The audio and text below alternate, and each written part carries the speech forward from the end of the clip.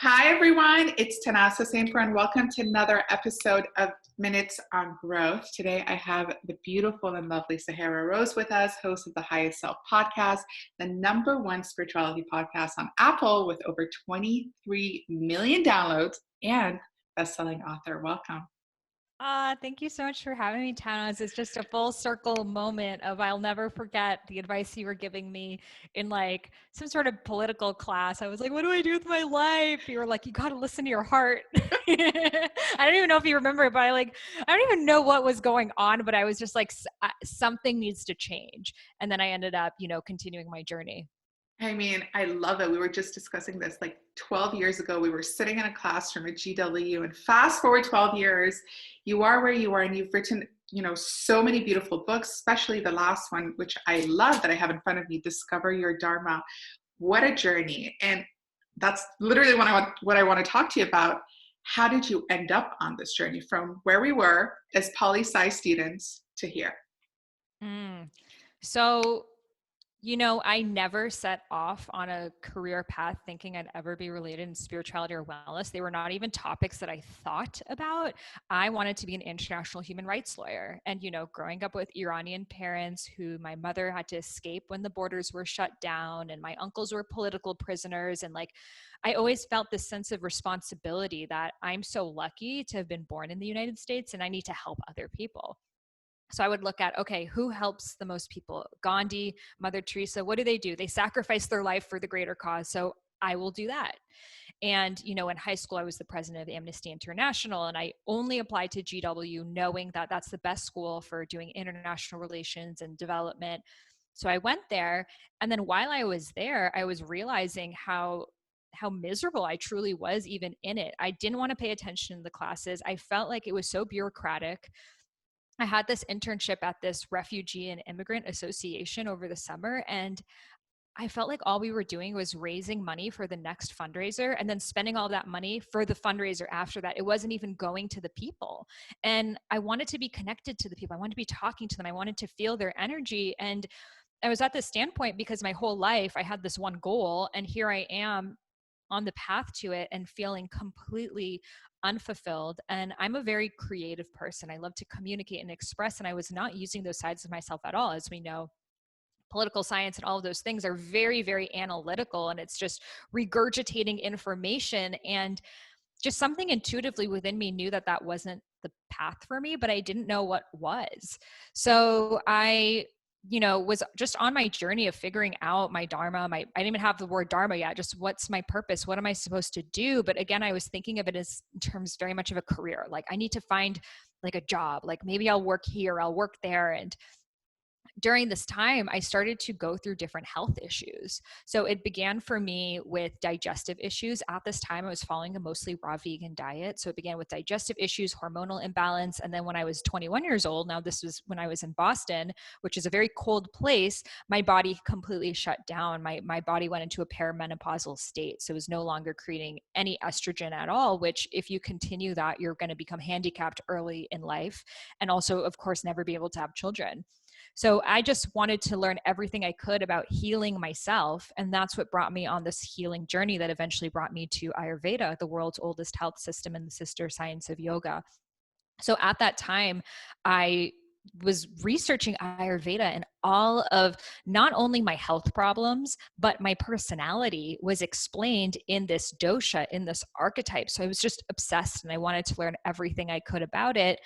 I ended up, studying Ayurveda in 2 years in India, becoming an Ayurvedic practitioner, and then deciding, well, maybe I should write a book on Ayurveda to help bring this healing wisdom to other young people like me who have health problems and, no doctors are able to help them find a way around it.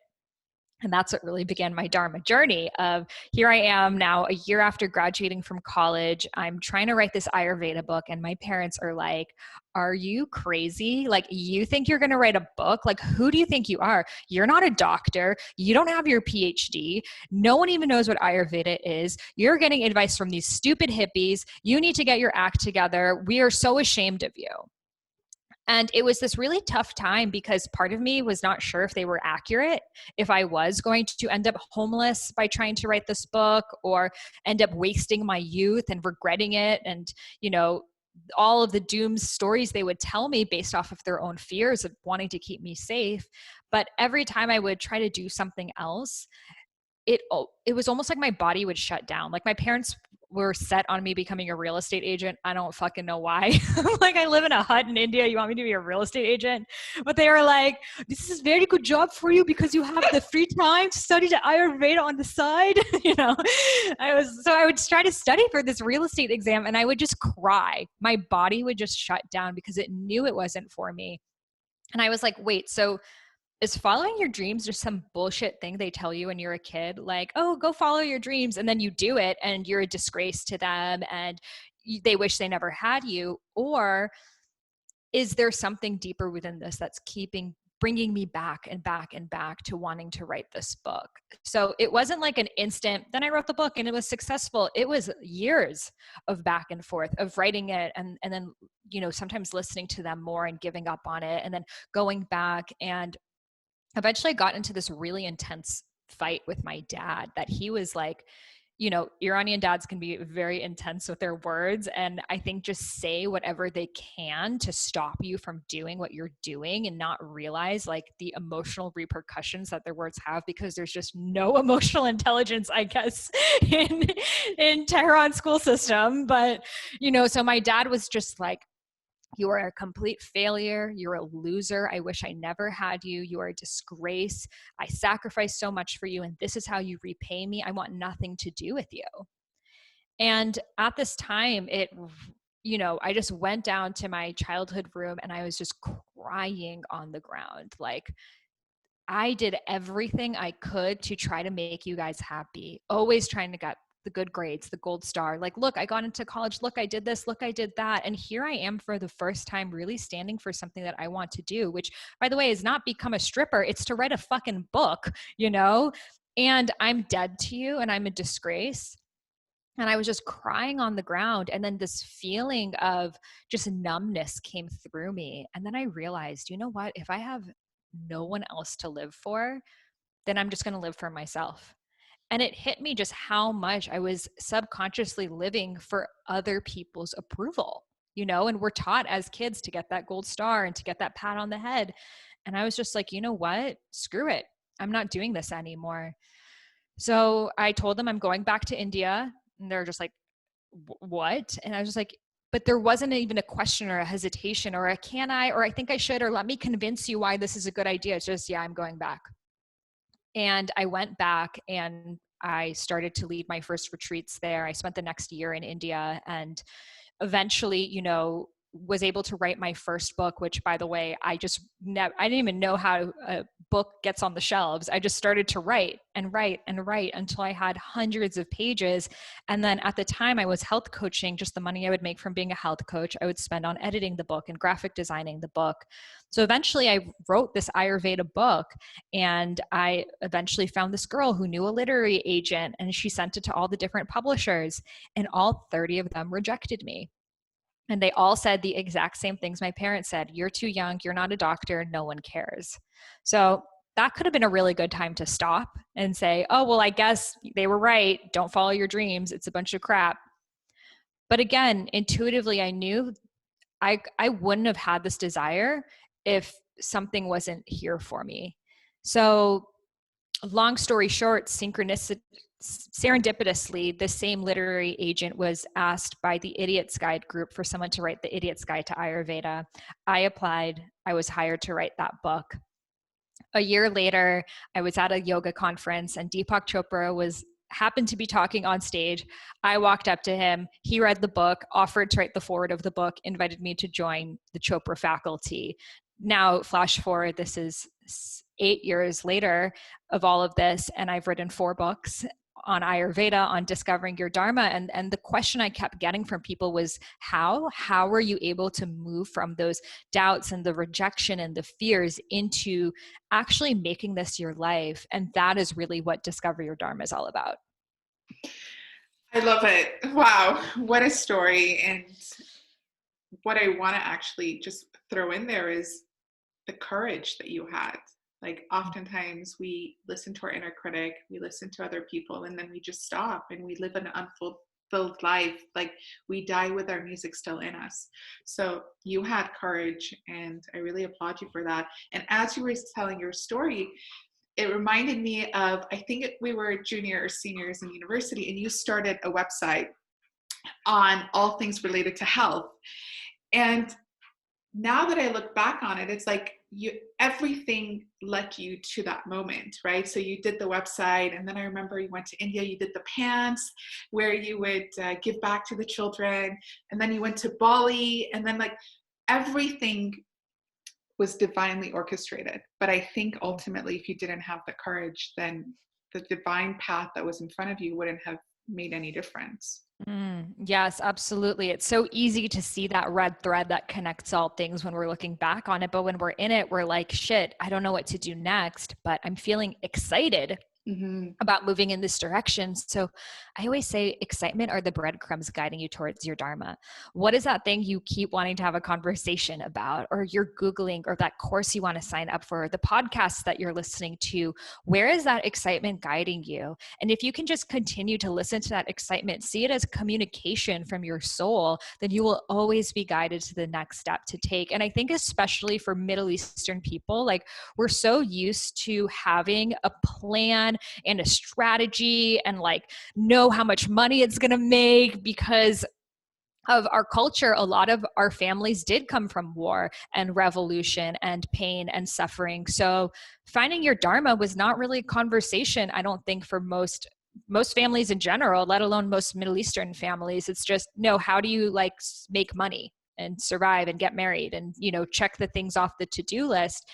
But that's the thing. I think a lot of times we feel like discovering your Dharma is a privilege, but just because your parents may not have had the opportunity to live their Dharma, it doesn't mean that you are helping them in any way live their Dharma by you not. You know, if you look at Maslow's hierarchy, which is the hierarchy of needs, we have our survival needs at the bottom. For some of us, that was our parents' focus most of their life, of just survival. And then from survival, you get the wants. That's, you know, the luxury. I'm sure you've seen tons of that in Dubai and in Tehran and all the places of like, oh, I got my survival needs met. Let me get a huge chandelier, you know, like my wants. And that's an important step to go through. And then from there, you move past that of, well, what am I really about? Who am I? And then you reach for self-actualization. So many of us were fortunate enough to have our basic needs and wants met. So we're reaching for something more, but then simultaneously feeling the guilt of, well, if my parents didn't get this opportunity, then I shouldn't either, as if that's in any way going to make the past any better. We all stand upon our parents' shoulders. And I hope my kids have opportunities I don't have available to me right now. And I hope their kids do too. And that's how we progress as a society. We are the future ancestors. So the number one regret in the book Top 5 Regrets of the Death and the Dying is the regret that I never got to live my purpose. I never got to do what I love. And so many people right now, if they don't make a change in their life, that will be their regret too.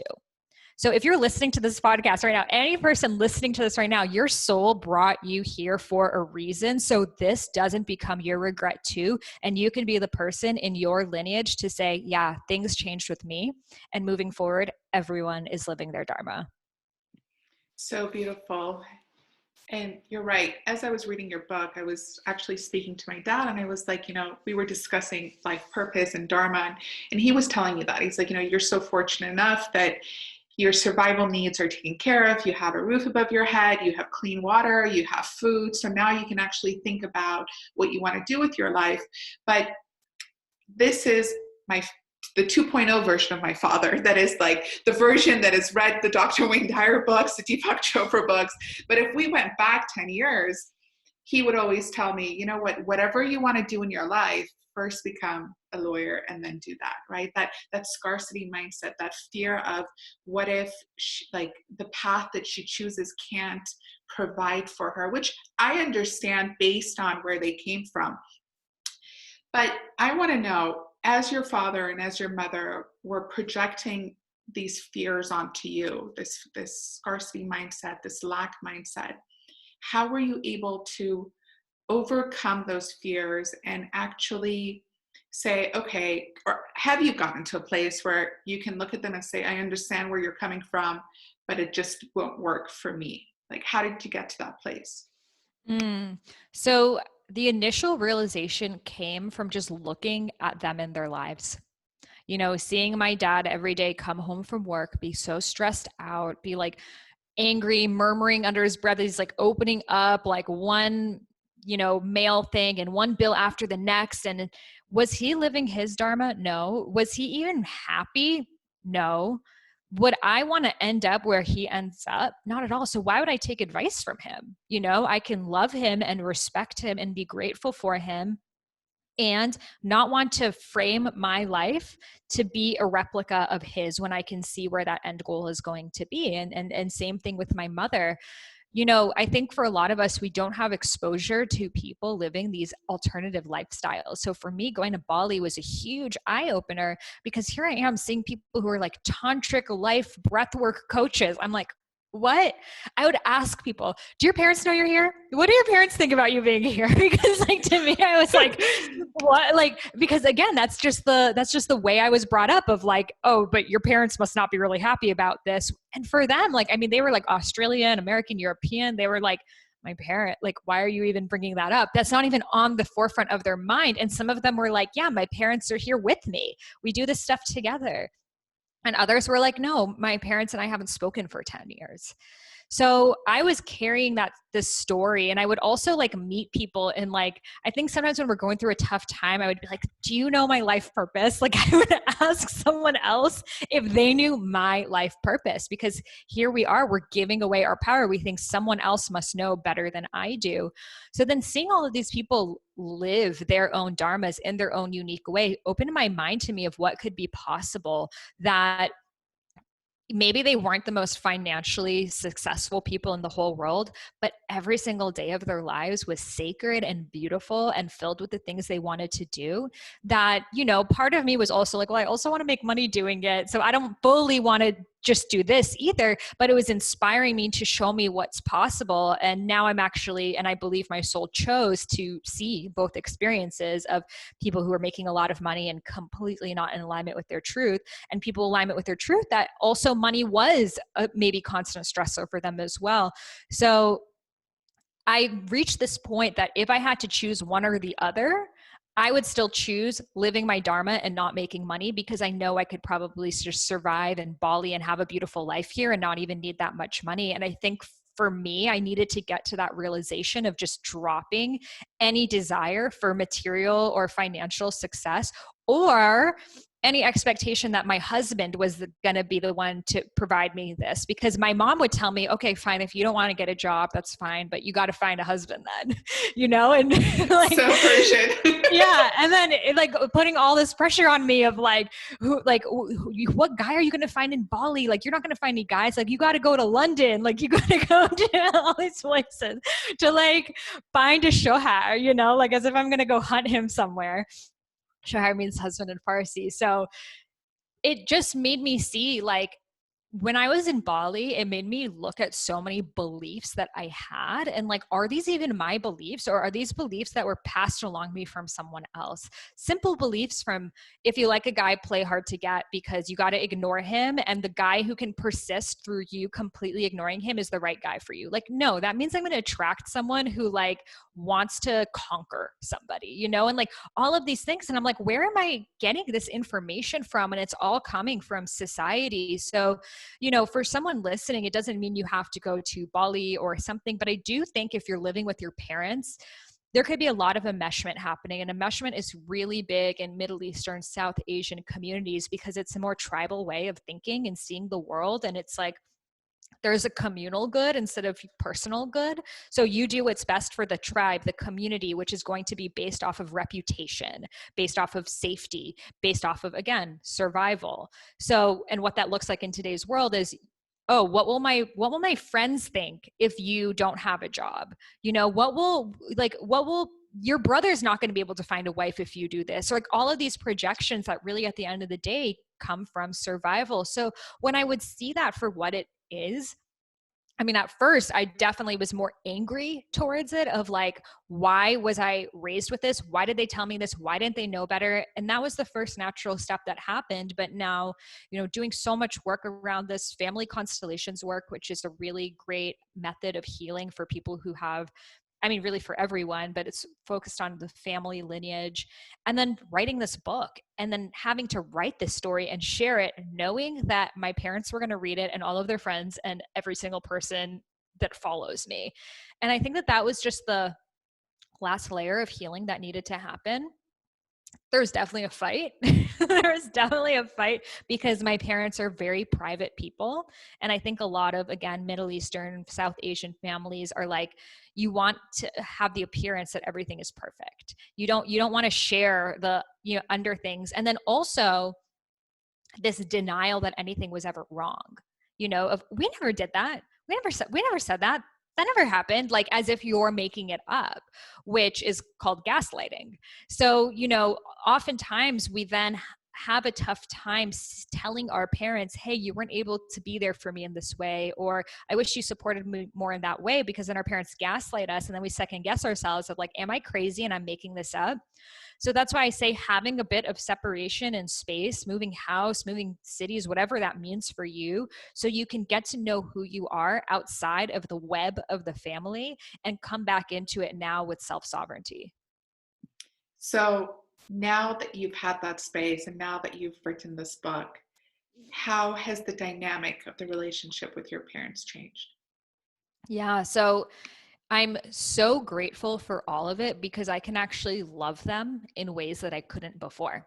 We oftentimes quote unquote sacrifice for our parents, don't do the things that we want to do, but then we become resentful of them. We have that constant, I could have been this, but because of you, I didn't. And you hear that happen so many times. Someone's parents die and the kid is 50 years old now and is like, well, now I'm finally gonna, become a musician. My dad would have never let me. It's like, you waited until he was dead and you were 50. Like, he's gonna see you in the afterlife, by the way. So, you might as well do what you want to do now. So I'm able to love them more fully and completely, knowing that I have been able to fully control my own life. And though they have, of course, played a huge role in raising me and my upbringing and all of that, every decision in my life is mine. Also, the things that used to trigger me, it's like when you're a kid and your parents say something, it's so triggering for you because they have control over you. And like knowing that they don't, there's just so much more mutual respect.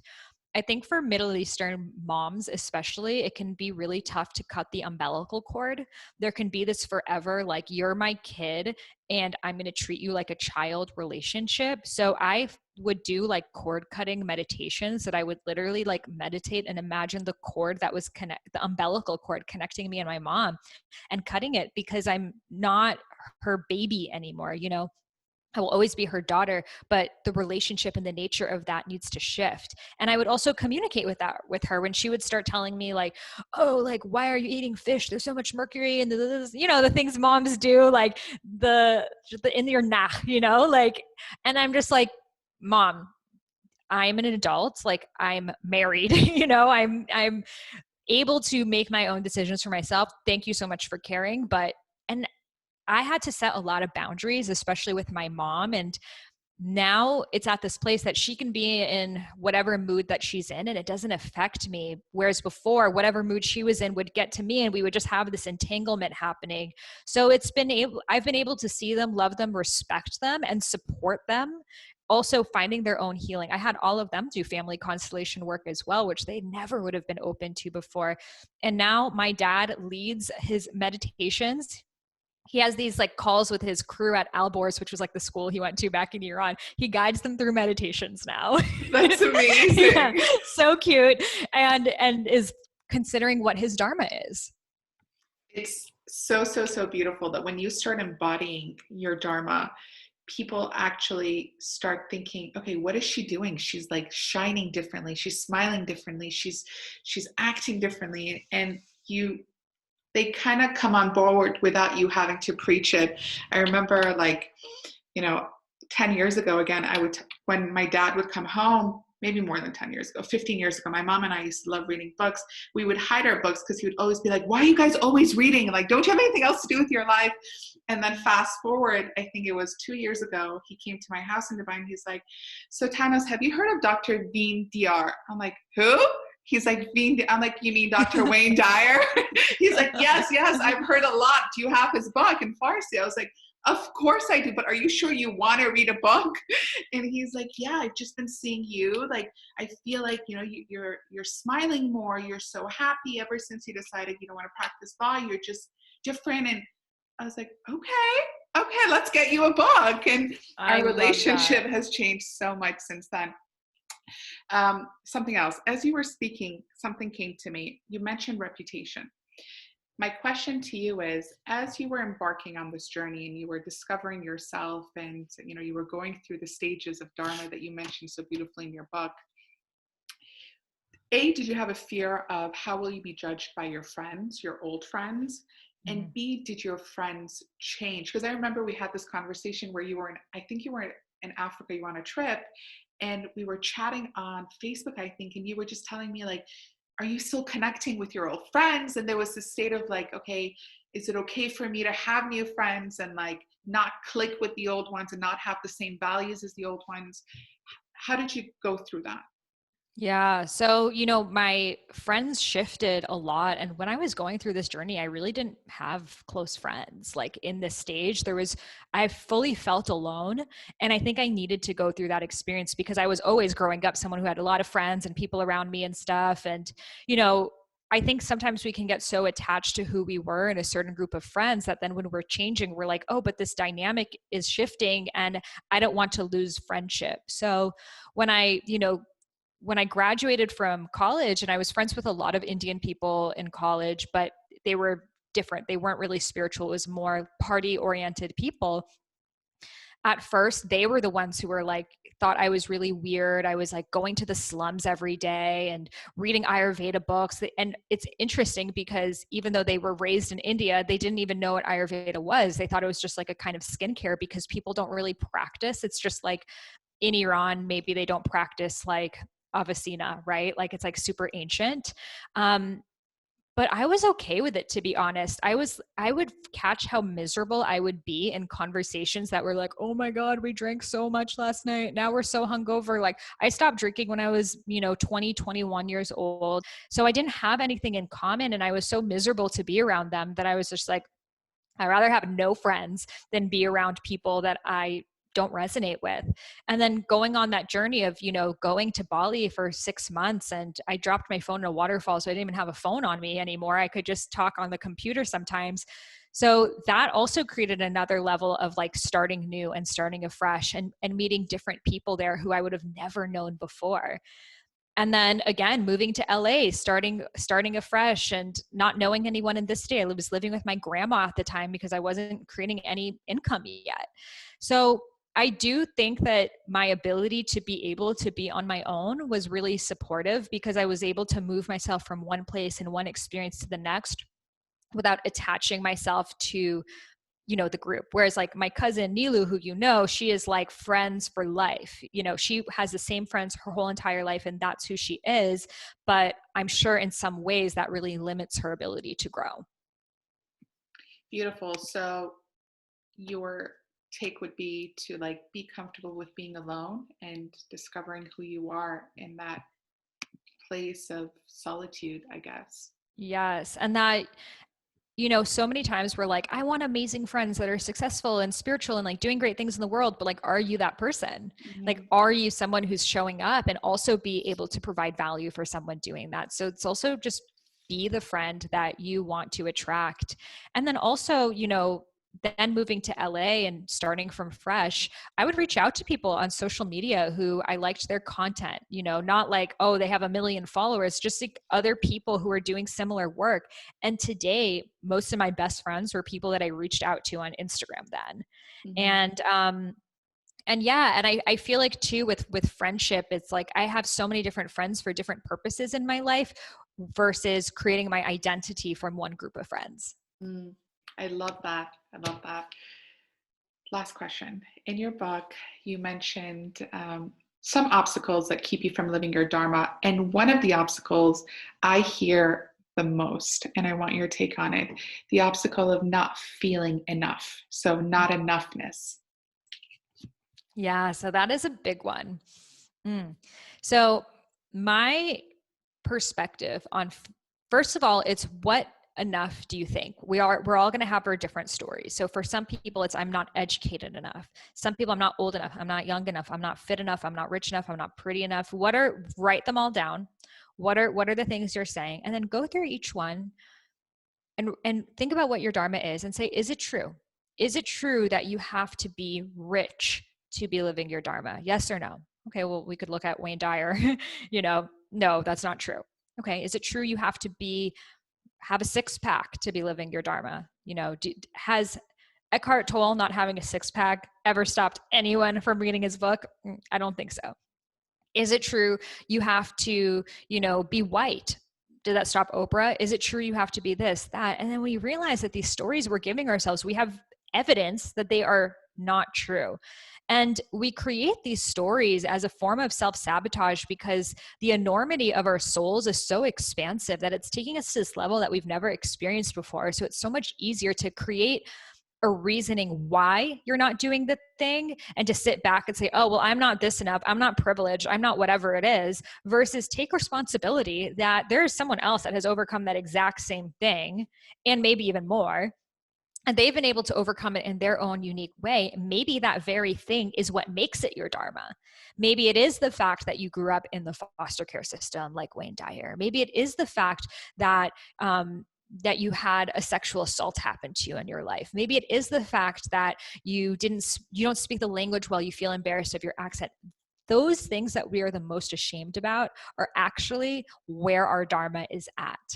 If you were in jail and you found your yoga practice in jail, I'm actually more interested in taking a class with you than I am with like the perfect yoga teacher that says all the right things.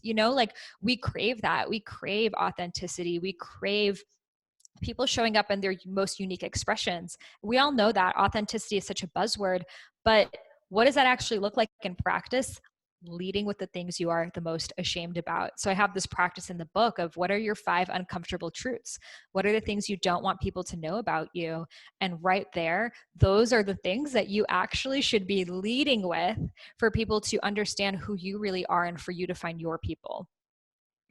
I love it. And as you were speaking, I thought of myself, and I remember like when I was living in London, I wrote this book, this children's book. It was a spiritual children's book, but I didn't publish it for 5 years. And if I tell you why, you'd literally just, you wouldn't be able to stop laughing, because growing up, my dad always said, people will only take you seriously if you look good in a suit.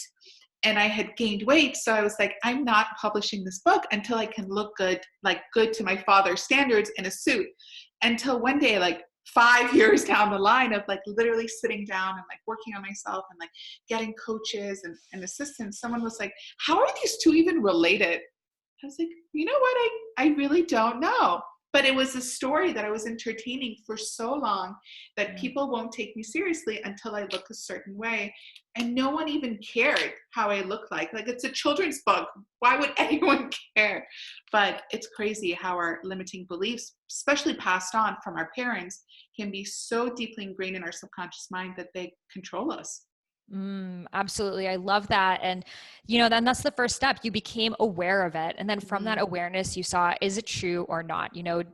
Is Cheryl Salzberg really thin? No. Is Oprah really thin? No. Is Deepak any of them, No. But do we ever think about that? But we so think that, oh, I'm not reading this children's book because I don't like her suit, like it sounds funny. And now you can laugh about it. But at that time, it was such a real experience that for 5 years, it kept you from sharing a book. So think about all the people, and we all still have these stories subconsciously. So look at what is it that you want to do? What is stopping you from do it? And is it true? Thank you so much. Before we end, if you could give one piece of advice to your younger self and to those listening, what would it be? Just one piece. Like, this is like your story, your life legacy. My one piece is do your motherfucking Dharma. That's it. Mic drop. I love it. Pizza, papa. But it's just fucking do it. It's like we just make so many excuses. Well, my parents made this, made that. It's like, do it. You'll figure it out along the way, but you're never going to figure out your Dharma in your mind. It only comes from taking action. Mm-hmm. Thank you so much, Sahara, for sharing your journey with us, for being so vulnerable. I know it's much more difficult for Middle Easterns to have these conversations because it's such a taboo topic. You're not supposed to ever talk about your parents. Mm-hmm. So thank you so much for breaking that glass ceiling and for sharing. And through your story, a lot of people are going to feel inspired to take action and to let go of these limiting beliefs. So thank you for living your Dharma. Well, thank you so much for having me. It was a pleasure to chat with you. I always love, connecting with you because it's like all these blasts from the past that I like don't get to think about. So much fun and love what you're doing. And thank you for having me. Thank you, Sahara. And thank you everyone for listening. Speak soon.